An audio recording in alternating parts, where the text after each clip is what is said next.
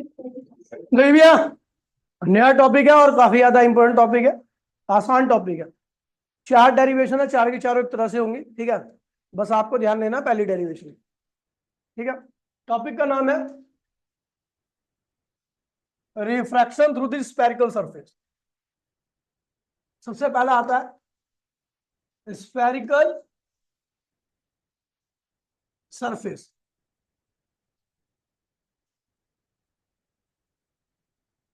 हमारे पास दो तरह की स्फेरिकल सरफेस होती है।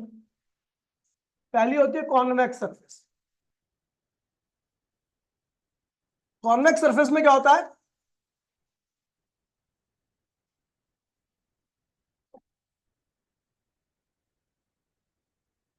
इस तरह की सरफेस होती है। और दूसरी होती है आपकी कॉनकेव सरफेस। वो कुछ इस तरीके की होती है, ठीक है। अब ये टॉपिक ये लगा लो, चार टॉपिक से जुड़ा हुआ है। अगर आपने इसको अच्छे से समझ लिया तो आगे के अगले चार टॉपिक आपके अच्छे से क्लियर रहेंगे। और इन चार टॉपिक में से पूरी रे ऑप्टिक्स 10 नंबर की आती है। इसकी कुल वेटेज है 12 नंबर की रे ऑप्टिक्स में, जिसमें 10 नंबर के टॉपिक यही खुद है, ठीक है। तो ध्यान रखना, यहाँ पे कहीं 6 टॉपिक 7 टॉपिक एक साथ लिंक है। ये तो हो गया, चार डेरिवेशन इसकी होगी, एकदम सेम रहेंगे। अगला लेंस मेकर फॉर्मूला, ठीक है। उसके बाद lens formula, combination of lens, सब इसी से रिलेटेड है। इसलिए ध्यान रखना, अगर इसको आपने अच्छे से समझ लिया तो कोई दिक्कत नहीं होने वाली है। अगले टॉपिक में तरीका बिल्कुल सेम है जैसे मैं एक कराऊंगा, ठीक है। तो मैंने टॉपिक का नाम डाल रखा है स्फेरिकल सरफेस। दो तरह की सरफेस होती है हमारे पास, एक कॉन्वेक्स सरफेस होती है, दूसरी कॉनकेव होती है, इस तरीके से। अच्छा, ये पूरा का पूरा डेंस समझ गए ना। चलो आगे बढ़ते हैं। टॉपिक का नाम है refraction through the refraction through the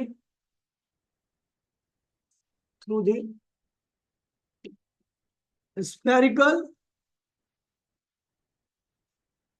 surface. Spherical surface से हमारा रिफ्रैक्शन हो रहा है।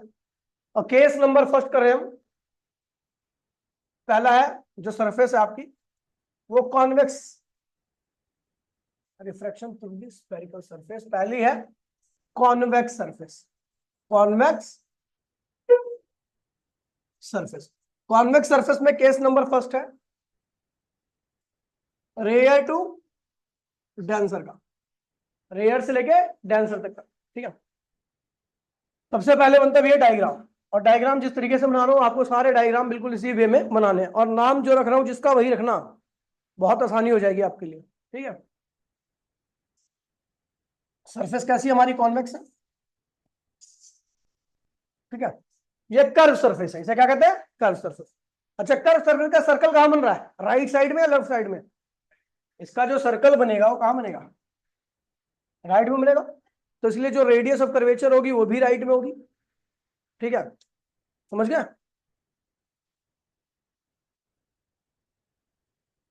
अब ये हो गया आपका प्रिंसिपल एक्सिस,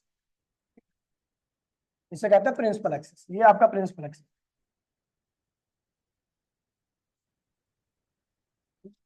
ये है आपका ऑब्जेक्ट।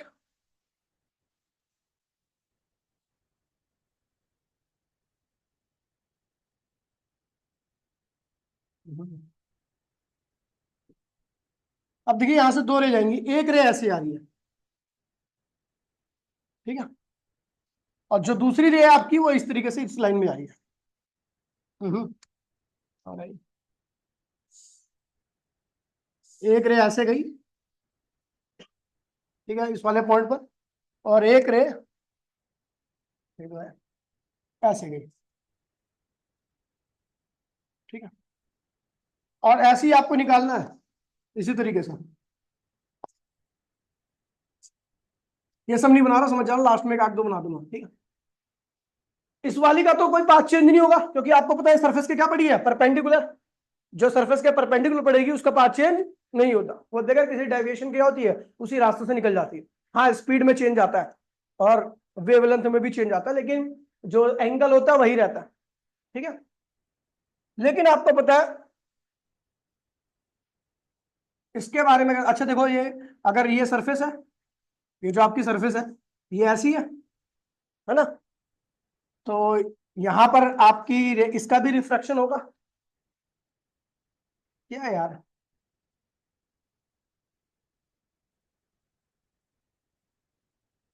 ये ठीक है।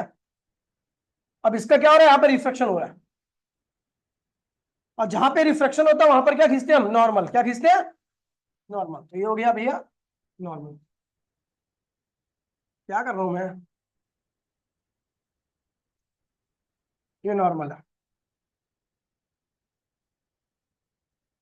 और आपको पता किसी कर्व पे खींचा गया नॉर्मल कहां से आगे मिलता है, किसी कर्व पे खींचा गया नॉर्मल कहां से आगे मिलता है, बस सेंटर से उसके कहां से मिलता है। तो ये जो नॉर्मल मैंने खींचा है वो कहां पे आगे मिलेगा, सेंटर से। इस सेंटर को क्या कहते हैं, सेंटर ऑफ कर्वेचर। कर्व का सेंटर है इसलिए इसका नाम क्या होता है, सेंटर ऑफ कर्वेचर। आपको पता है जो आपकी ये रे है, ये वाली रे, ठीक है, वो जा रही है रेयरर से डेंसर की तरफ, यानी म्यू1 रिफ्रैक्टिव इंडेक्स से म्यू2 रिफ्रैक्टिव इंडेक्स की तरफ।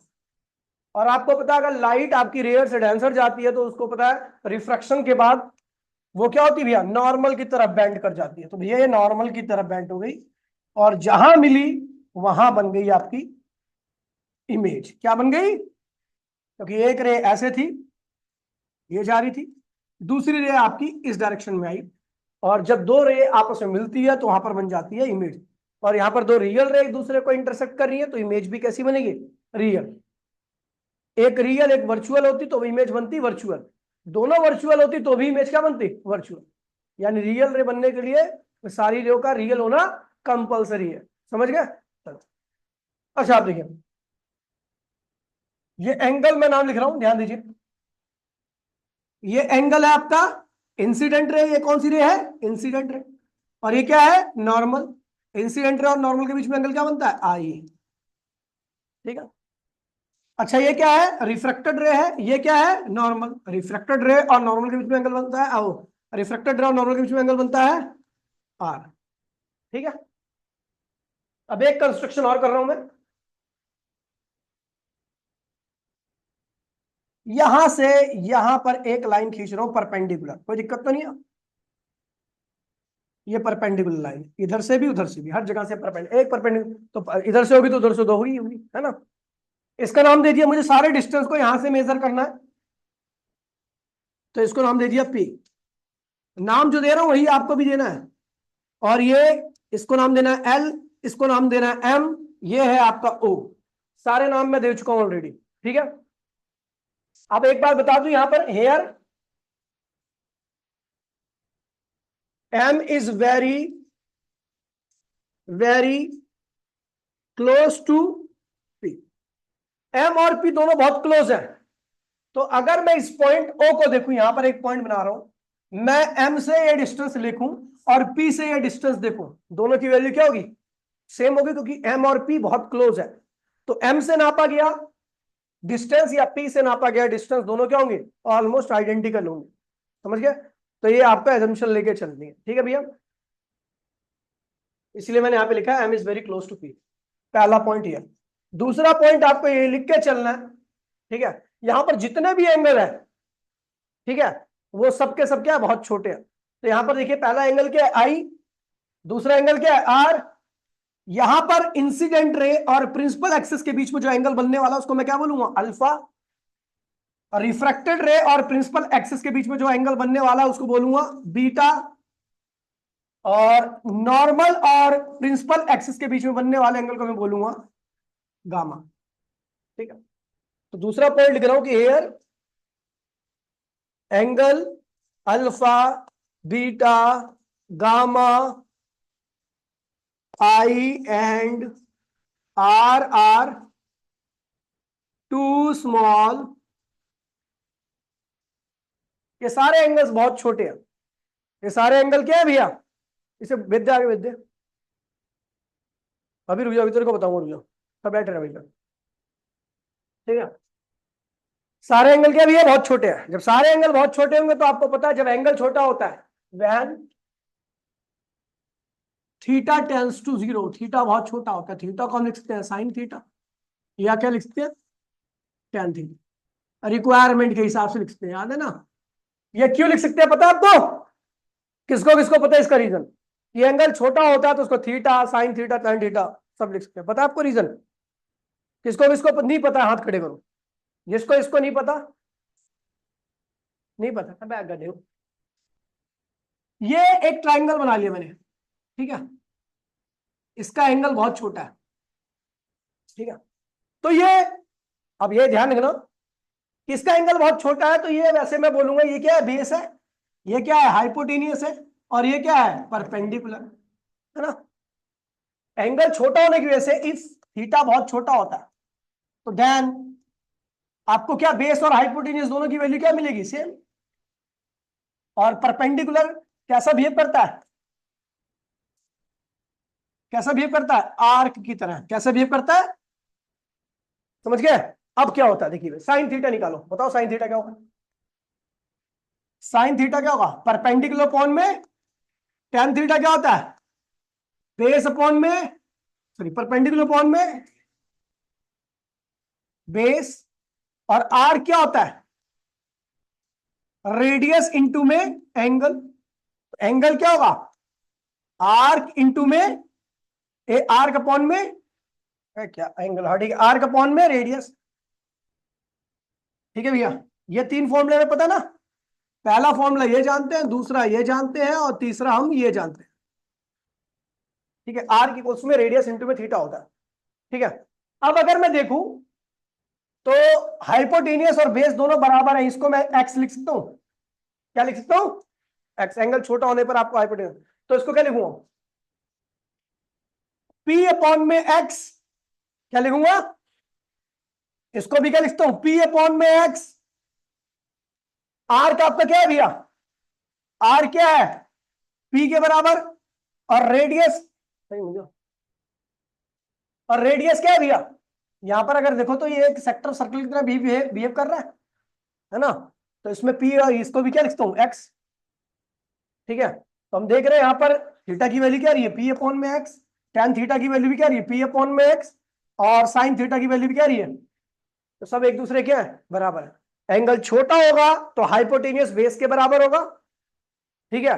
वो जो ट्राइंगल बना है वो सेक्टर ऑफ सर्कल की तरह भी बिहेव करेगा और ट्राइंगल की तरह भी बिहेव करेगा। तो आप कुछ भी ले सकते हो भैया। अगर मैं आपको ये बोल दूं, चलो इसको मैं बोल देता हूं ये सेक्टर ऑफ सर्कल है, तो आप क्या बोलोगे, गलत बोल रहे हो, क्योंकि आपको साफ साफ दिख रहा है कि ये ट्राइंगल है, और ऐसा इसलिए दिख रहा है क्योंकि इसका एंगल बड़ा है। लेकिन अगर मैं इसको मैं छोटा कर दूं और अब मैं बोलूं ये भैया ट्राइंगल है, तो आप बोलोगे हाँ ट्राइंगल है यार। मैं बोलूं सेक्टर ऑफ सर्कल है तो बोलोगे हाँ सेक्टर ऑफ सर्कल है ना। तो छोटे एंगल के केस में आप कोई भी पॉसिबिलिटी ले सकते हो, ट्राइंगल सेक्टर ऑफ सर्कल, समझ गया। तो इसीलिए हम लेते हैं। समझ में आ गया भैया, किसी को दिक्कत तो नहीं है अरमान ठाकुर, दिक्कत है नहीं समझ में आया तो साले मैं कह रहा हूं दिक्कत तो नहीं कह रहा, अच्छा ऐसा बोलना क्या भी अरमान यार गांजा वाजा पी के आ रहा है क्या आजकल तो, ठीक है। अब देखिए अब नाम आपको ध्यान रखना है, इसी वे में इसी पैटर्न में आपको नाम लिखना है। अब जब आपने नाम लिख लिया तो आपको दो ट्राइंगल लेने और वो ट्राइंगल आंख बंद करके लेना है। आपने एलओसी नाम सुना है, एलओसी, जहां पर 1998 का भारत पाकिस्तान का युद्ध हुआ था, और जिसमें भारत के 98 सैनिक मरे थे और करीबन पाकिस्तान के 2000 से ज्यादा सैनिक मरे थे। लास्ट में भारत की जीत हुई थी। अटल बिहारी नहीं होता तो पाकिस्तान उस दिन खत्म हो जाता, ठीक है। तो वहां के युद्ध की बात कर रहा हूं भैया, तो उस लाइन ऑफ कंट्रोल को कहते हैं एलओसी, क्या कहते हैं उसे। तो पहला ट्राइंगल लेना आपको इन ट्राइंगल एलओसी, और दूसरा जो सैनिक मरे थे उनका एलआईसी हुआ था, ठीक है, एलआईसी। ये दो ट्राइंगल लेने, और ध्यान रखना नाम आप जब मेरी तरीके से लिखोगे तभी आप नाम ट्राइंगल भी यही ले पाओगे। अगर आपने अपनी तरीके से कोई कलाकारी की तो ना तो आप ट्राइंगल ढूंढ पाओगे ना आप इसको सॉल्व कर पाओगे। तो नाम लिखने में कोई दिक्कत नहीं है, इसको क्या लिखा ओ, इसको एल, इसको एम, इसको पी, इसको सी, इसको आई, ठीक है। जब ये नाम रहेगा तो बिल्कुल यही LIC और LOC दो ट्राइंगल लेने आपको हमेशा। ठीक है, चलो मैं पहले लिख रहा हूँ ट्राइंगल LOC। क्या लिख रहा हूँ? LOC ट्राइंगल कौन सा बेटा? देखो ट्राइंगल LOC को अगर आप देखोगे तो ट्राइंगल LOC, ये ट्राइंगल बन गया। इस LOC ट्राइंगल में आप देख रहे होगे कि अल्फा और गामा ये दोनों क्या इंटीरियर एंगल है, और आई क्या है? एक्सटीरियर एंगल है। यदि 9वीं क्लास पास की है आपने तो आपको जरूर याद होगा कि एक एक्सटीरियर एंगल दो इंटीरियर एंगल के सम के क्या होता है? बराबर आता है। तो भैया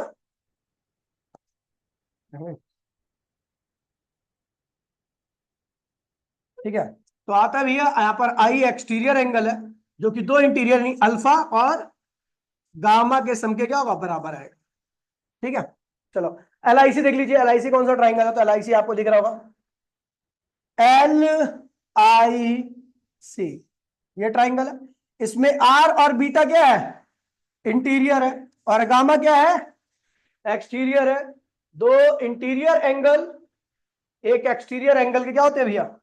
बराबर आते हैं। क्या होगा भैया?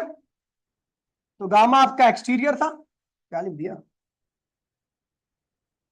गामा आपका एक्सटीरियर था, किसके बराबर आएगा? आर प्लस बीटा के। तो आर की वैल्यू क्या आ गई? Gamma minus beta. ये हो गया। अब on applying Snell's law at point L, हम एल पॉइंट पर, ये जो एल पॉइंट है ना आपका, ये एल पॉइंट, इस पे हम स्नेल्स लॉ अप्लाई कर रहे हैं। तो पहले मीडियम का रिफ्रैक्टिव इंडेक्स कितना है? म्यू 1। एंगल ऑफ इंसिडेंस कितना है? आई। दूसरे मीडियम का रिफ्रैक्टिव इंडेक्स कितना है? और एंगल ऑफ रिफ्रैक्शन क्या है? 8। बस। तो on applying applying Snell's law at point L, L पर हम स्नेल्स लॉ अप्लाई कर रहे हैं। तो Snell's law for small angle अगर आपको याद होगा तो मैंने कहा था हम म्यू 1 साइन आई भी लिख सकते हैं, म्यू 1 टेन आई भी लिख सकते हैं, और म्यू 1 आई भी लिख सकते हैं। ठीक है भैया, याद है? तो हम लिख रहे हैं म्यू 1 टेन आई बराबर में mu 2 tan R for small angle. कोई दिक्कत तो नहीं बेटा, है ना? अब देखिए म्यू 1, या अभी मत लिखो इसको डायरेक्टली, पहले आप पूरे डिटेल में कर दो। म्यू 1 क्या था? आई था, और म्यू 2 क्या था? आर था। और आपको पता है भैया आई की वैल्यू क्या आई थी? ट्राइंगल में देखो आई की वैल्यू क्या रखी है? अल्फा प्लस गामा, और आर की वैल्यू क्या रखी है? Gamma minus beta. Alpha plus gamma, और म्यू 2 आर की वैल्यू क्या रखी है? Gamma minus beta. ये हो गया। अब हम सबके साथ 10 लगा सकते हैं। तो mu 1 tan alpha ten gamma, mu 2 ten gamma tan beta. ठीक है बेटा? अच्छा देखिए, गामा टेन गामा, तो सॉरी अल्फा है। अगर मैं अल्फा को देखूं तो टेन अल्फा के लिए ट्राइंगल कौन सा वही होगा, है ना? अल्फा के लिए तो इसका परपेंडिकुलर क्या होगा? LM, और बेस क्या होगा? ये। अच्छा यहां पर मैं आपको बता देता हूं कि इन सबकी वैल्यूज क्या है। ये है, यहां से यहां तक की दूरी को लिखते हैं -u। ठीक है, यहां से यहां तक आपको सेंटर ऑफ पोल के बीच की दूरी को क्या लिखते हैं? R। राइट साइड में स्लिप प्लस लिखा है, और इमेज डिस्टेंस को क्या लिखते हैं? V। समझ गए भैया? और आपको बता दूं भैया कि P से O की दूरी है ये -u, लेकिन हम जानते हैं M से भी उतनी ही ऑलमोस्ट दूरी होगी। ठीक है, P से C की दूरी क्या है? R, लेकिन M से C की दूरी भी क्या होगी? R ही होगी, क्योंकि मैंने बता दिया ऑलरेडी कि ये दोनों बहुत क्लोज है, तो डिस्टेंस जो भी आप लोगे वो क्या होंगे? आइडेंटिकल ही रहेंगे। ठीक है, तो म्यू 1 परपेंडिकुलर क्या होगा? LM। इधर देखो, परपेंडिक अल्फा का, ये अल्फा वाला ट्राइंगल है, परपेंडिकुलर क्या है इसका? LM, और बेस क्या है? -u। परपेंडिकुलर क्या है और बेस क्या है? LM, बेस क्या है? -u। अब आता है गामा। गामा का जो ट्राइंगल है, गामा का ट्राइंगल ये रहा, परपेंडिकुलर क्या है, बेस क्या है, प्लस आर,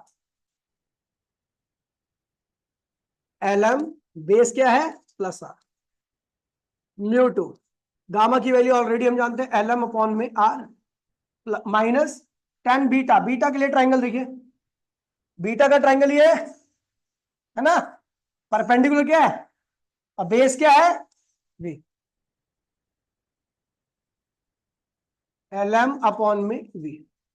ठीक है भैया, एल एम लेके कॉमन लेके कैंसिल कर दिया, अब मैं म्यू वन की सीधा मल्टीप्लाई कर रहा हूं, तो क्या होगा, म्यू वन अपॉन में यू नेगेटिव, ये क्या होगा प्लस म्यू वन अपॉन में आर बराबर में, अभी म्यू टू की मल्टीप्लाई इसमें क्या होगा, एल एम तो कैंसिल हो चुका है ना, म्यू टू अपॉन में R minus mu two upon में वी।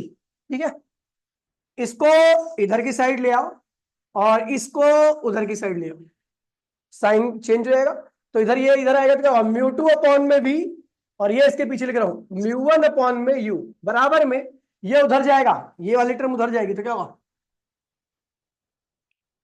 म्यू टू अपॉन में R minus mu one upon में आर, आर आर दोनों का सेम है, तो ये हो जाएगा आपका mu two minus mu one, ये आपका फाइनल रिजल्ट है। खैर ये फाइनल नहीं, नीचे लिख देते हम फाइनल, म्यू टू अपॉन में V minus mu one upon में यू बराबर में mu two minus mu one upon में क्या हो गया आर, ये हो गया आपका refraction through the spherical surface denser to और एयर से डेंसर, रिजल्ट ये आएगा हमेशा, चाहे कोई भी सरफेस हो, कॉनकेव हो कॉन्वेक्स हो कोई सी भी हो, रियल हो वर्चुअल हो, अगर आप रेयर से डेंसर में आप रिफ्लेक्शन करा रहे हो तो जो रिलेशन आने वाला है वो आपका हमेशा यही है। ठीक है, case number second, case number second, अब ये अलग कलर से होगा, case number second, case number second में हम कर रहे हैं denser to rarer, denser to denser से रेयरर कर रहे हैं हम केस नंबर सेकंड को। ठीक है, ये है आपका कॉन्वेक्स सरफेस, ठीक है, ये है उसका प्रिंसिपल एक्सिस, कलर चेंज हो जाए, ये उसका क्या है भैया, प्रिंसिपल एक्सिस है, अब आपको याद ही हो गया होगा, ये क्या है पोल, ये है आपका ऑब्जेक्ट, यहां पे रखते चलो ऑब्जेक्ट बना देते हैं, यहां से एक रे को ऐसे बनाते थे, कौन सी रे होगी, इंसिडेंट रे। अच्छा इस सर्कल का, इस स्पेरिकल सरफेस का सर्कल कहां बन रहा है, लेफ्ट में राइट में, लेफ्ट में, तो इसका जो आपका रेडियस ऑफ कर्वेचर या नॉर्मल जो खींचोगे वो लेफ्ट में आगे कहीं मिलेगा, ये नॉर्मल जहां से मिला आपको पता वो सेंटर होता है, सेंटर ऑफ कर्वेचर। ठीक है, ये नॉर्मल है आपका। ठीक है, आपको पता लाइट जो हो रही है वो डेंसर से यानी म्यू टू से, डेंसर से म्यू वन यानी रेयरर की तरफ जा रही है, आपको पता रेयरर से डेंसर जाती है, डेंसर से रेयरर जाती है, लाइट क्या होती है नॉर्मल से दूर हट जाती है, तो ये चलो दूर हटा दो इसको,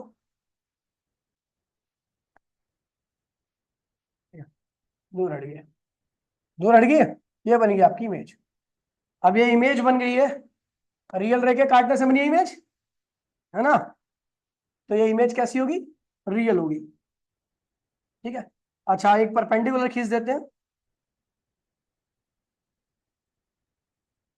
ये परपेंडिकुलर खींच दिया मैंने, नाम क्या रखा, वही L M, M is very close to P, diagram बन चुका है, अब केवल नाम लिखना है। ठीक है भैया, ये कौन सा एंगल होता है, अल्फा, ये क्या है गामा, और ये क्या है बीटा, ये है माइनस यू, सेंटर लेफ्ट में है तो रेडियस भी क्या होगी, नेगेटिव होगी, माइनस आर, और ये क्या होगा प्लस बी। ठीक है भैया, नाम हमने लिखी दिया सबका, यहां पर मेंशन क्या करना है, पहला पॉइंट कि M is very very close to P, second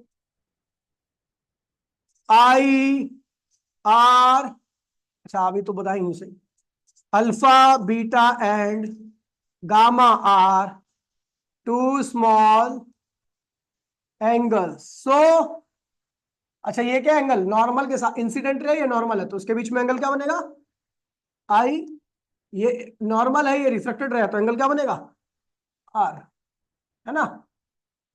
कौन से दो ट्राइंगल लेने हैं सबको याद होगा, triangle LOC in triangle LOC, LOC में अगर आप देखोगे तो ये ट्राइंगल LOC है ना, LOC, LOC में आई और अल्फा क्या है, इंटीरियर है, और वो किसके बराबर होंगे, गामा के। तो आई गामा बराबर में आई प्लस अल्फा, तो आई क्या होगा, गामा माइनस अल्फा।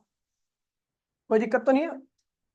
दूसरा ट्राइंगल भी आपको पता है, इन ट्राइंगल LIC, LIC में देखेंगे तो LIC कौन सा ट्राइंगल है, LIC, LIC में गामा बीटा क्या है, इंटीरियर है, और आर क्या है, एक्सटीरियर है। तो आर की वैल्यू किसके बराबर होगी, आर की वैल्यू बराबर होगी किसके, गामा प्लस बीटा के। Applying Snell's law at point L, applying Snell's law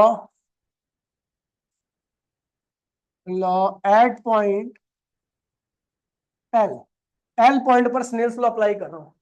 तो स्नेल्स लॉ क्या कहता है, हर्ष बता, हाँ बोल,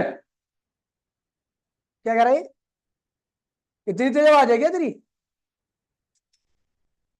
वो अब रील देख के आए क्या, शादी से पहले लड़का पूछता है आपकी इतनी तेज आवाज है, हाँ? बता, अभी क्लास के बाहर निकाल दो इसको, देखियो पता क्या होगी, म्यू1 म्यू2 इंटू में आर, हाँ आर होगा। तो बता भाई वैभव, म्यू1 आई कहां से होगा, यहां पर म्यू2 आई होगा, क्या होगा, क्योंकि पहला मीडियम क्या है यहां पर, ध्यान दिया कर चश्मे, म्यू2 आई बराबर में म्यू1 आर, यही ध्यान देना यहां पर। अगर ये गलती हुई तो पूरी डेरिवेशन का सत्यानाश हो जाएगा, केवल यही सबसे ज्यादा गलती होती है। पहला मीडियम यहां पर म्यू2 होगा, दूसरा मीडियम, अभी ध्यान रखियो भूला नहीं, म्यू2 आई की वैल्यू क्या रखी बेटा, gamma minus alpha, mu one gamma plus beta. हमें पता है एंगल छोटे हैं, तो म्यू2 क्या लिखोगे, tan gamma minus tan alpha बराबर में म्यू1 tan alpha gamma plus tan beta. ठीक है, ये हो गया, यही मैं रगड़ देता हूँ पूरा, बच सकता है तू अभी भी हर्ष, अब भी बच सकता है। चल tan अल्फा की वैल्यू, गामा की वैल्यू बता दे, tan गामा, ट्राइंगल देख tan गामा का कौन सा है, अच्छा वो दिखा रहा, उंगली दिखा रहा है वो वाला, क्या तो तुझे क्या समझ में आया इसकी उंगली दिखाने से, अबे अल्फा के लिए ये ट्राइंगल होगा, ये रहा, और गामा के लिए परपेंडिकुलर क्या है, LM, बेस क्या है, -R। इतनी आसान चीजें जाहिल कहीं के, बड़ा कर दूं तब दिखेगा, बहाने देख लो इनके, बता इस मॉनिटर पे, वो मान लो नॉर्मल बोर्ड होता है उस पे तो समझ में आता है, इसकी विजिबिलिटी 50 मीटर तक होती है, इतना छोटा भी लिखो फिर भी दिखेगा। म्यू2 10 देखिए भैया, परपेंडिकुलर क्या है, LM, और बेस क्या है, -R। इस ट्राइंगल में देखना भैया, अल्फा गामा के लिए, अच्छा ये अल्फा देखना है तो इसके लिए ट्राइंगल कौन सा होगा, परपेंडिकुलर क्या इसका, क्या हो रहा, ये -R था ना, LM अपॉन में बेस क्या होगा इसका, -U, है ना, म्यू1 गामा आप ऑलरेडी निकाल सकते हो, LM अपॉन में R -R, है ना, और बीटा के लिए क्या होगा, ये ट्राइंगल होगा, परपेंडिकुलर का LM बेस क्या होगा, +B, LM अपॉन में, ठीक है भैया। अब LM तो कैंसिल हो गया, तेरा दिमाग ही लग रहा है, इधर आजा, इधर आजा, मैं देख रहा हूँ चार तेरी आंखें बोर्ड के अलावा हर जगह पे है, इधर आजा, मैं हूं वहां पे या तू आएगा, आजा।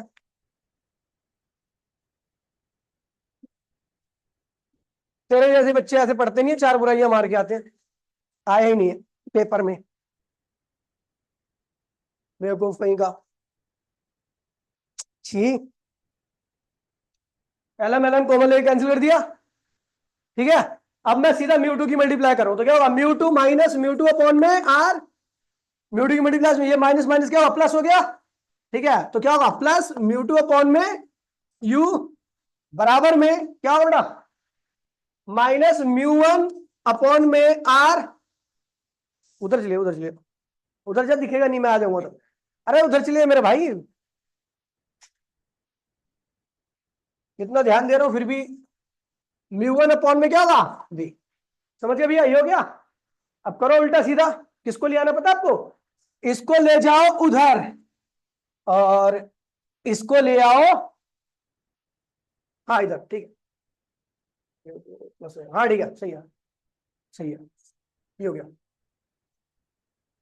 ठीक है, चलो हो गया, कर दिया इंटरचेंज, इसको ले आना है। अब उसके बाद इसका जो रिजल्ट होगा यहां पे मैं लिख रहा हूं, कलर चेंज कर दे रहा हूं मैं, क्या होगा, क्या होगा, माइनस म्यू वन अपॉन में V plus mu two upon में यू, है ना, और बराबर में क्या होगा,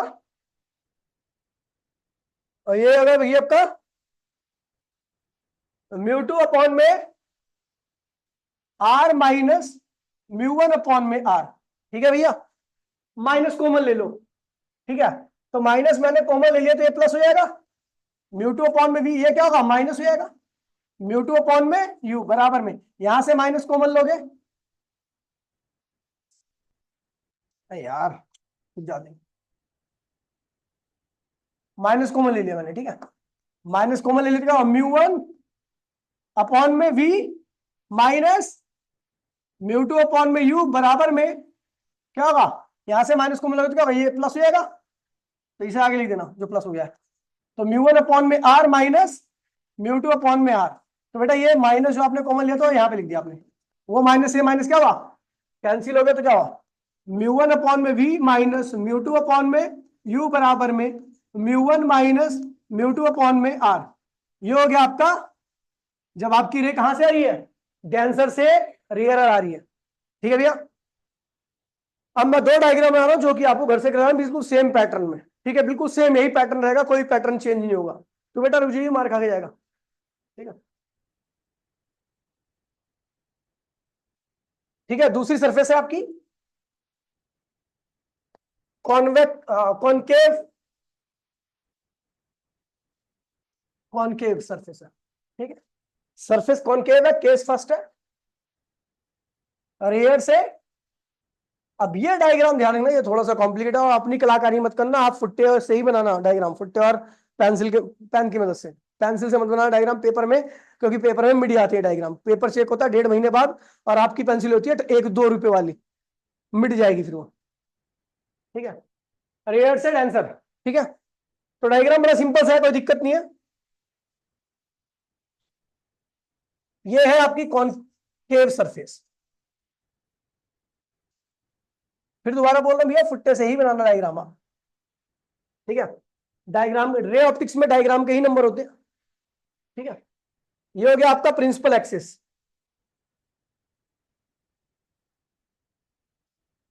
ये हो गया आपका प्रिंसिपल एक्सिस, ठीक है। उसके बाद क्या करना है भैया, एक रे बनानी है, रे का कलर थोड़ा चेंज कर लेते हो, सफेद कलर कर लेते हो, यहां से गई,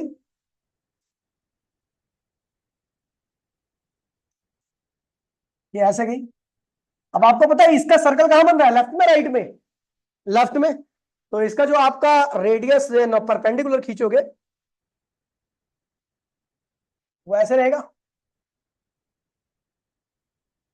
ये नॉर्मल है, और ये कहां से मिलेगा आगे, सेंटर ऑफ कर्वेचर से, ये क्या है, ऑब्जेक्ट है, ध्यान दीजिएगा भैया। आपको पता लाइट रेयर से कहां जा रही है, म्यू वन से कहां जा रही है, म्यू वन से यानी रेयर से कहां जा रही है, म्यू टू यानी डेंसर में। लाइट इसकी प्रॉपर्टी है भैया कि डेंसर में जाके बेंट हो जाएगी, बेंट होगी तो क्या हुआ,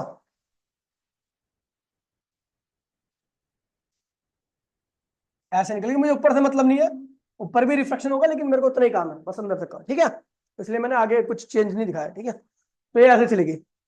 अभी अपने को अभी एंगल भी लिख रहा। अच्छा आपको पता है ये वाली रे जो है ये रिफ्रैक्ट, ये इंसिडेंट रे और ये क्या है, रिफ्रैक्टेड रे।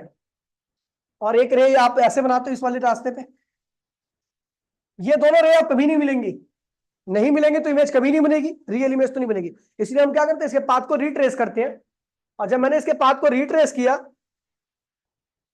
ठीक है, पीछे किया, रिट्रेस करना मतलब उसकी डायरेक्शन में पीछे की तरफ बढ़ा देना, तो ये इस तरीके से यहां पे आएगी, ठीक है। दोनों एक लाइन में लग रहे हैं, ये रिफ्रेक्टेड रे और ये एक लाइन में दिख रहे हैं दूर से, है नहीं लग रहे? चलो कर देते हैं,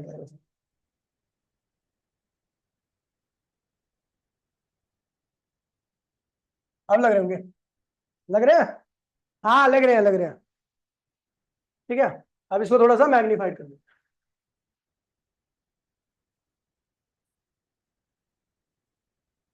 दिख रहा है? बना दिए। अब देखिए आपको पता भी है ये है अपना नॉर्मल, क्या है, नॉर्मल। ये है आपकी incident ray, incident ray normal के साथ जो एंगल बनाती है उसको कहते हैं अल्फा, क्या कहते हैं, सॉरी आई, क्या कहते हैं उसे, आई। अच्छा ये क्या रिफ्रैक्टेड रे है, नॉर्मल के साथ इसका एंगल कितना होगा, आर, तो ये एंगल हो गया आर। अच्छा ये भी एंगल क्या होगा, आर ही होगा, पता क्यों, क्योंकि वर्टिकली अपोजिट एंगल है ये वाला एंगल, और ये वाला एंगल क्या है, सेम होंगे, तो इसी आर से काम है, ठीक है भैया। अब एक परपेंडिकुलर लाइन खींच दो यहां से, क्या है, एल एम, और L M is very close to P, ये क्या होगा माइनस यू, ये माइनस यू होगा, ये क्या होगा माइनस आर, ठीक है। और ये क्या होगी भैया, इमेज बन गई है तो ये क्या होगा माइनस वी, सब लेफ्ट में। ट्राइंगल क्या होगा, एलओसी और आईसी, अच्छा हो गया, नाम तो लिख ही दिया हमने। अच्छा ये अल्फा, ये बीटा, और ये क्या होगा gamma. Triangle LOC, in triangle LOC, और दूसरा ट्राइंगल क्या है, इन ट्राइंगल एलआईसी। आपको निकालना भी है, सॉल्व करना है, ठीक है। अगर आपको देखो एलओसी ट्राइंगल में एल ये रहा, ओ ये रहा, और सी ये रहा, तो आई और अल्फा क्या है इंटीरियर, और गामा क्या है एक्सटीरियर है, बिल्कुल सेम उसी तरह से अप्लाई करना है, ठीक है। और एलआईसी में देखिए तो आई और बीटा और ये क्या